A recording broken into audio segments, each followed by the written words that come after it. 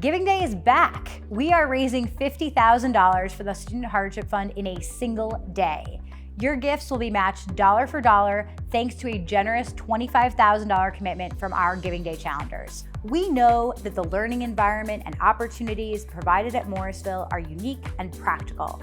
I chose to come to Morrisville because we have one of, if not the best, auto program of the SUNY schools. And the Excelsior Scholarship coupled with the trustees that I got here, value-wise was fantastic. I applied for a scholarship and was, ecstatic that I was chosen. It's been wonderful and a blessing, and I'm truly grateful. The scholarship program at Morrisville makes it possible for students to attend, but the Hardship Fund makes it possible for them to stay. Last year, you, the SUNY Morrisville community, came together in a big way for the Student Hardship Fund.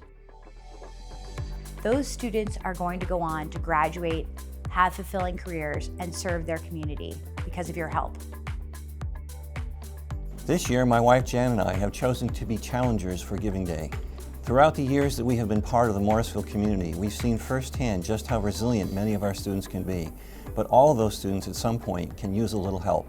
We hope that you join with us in supporting Giving Day this year.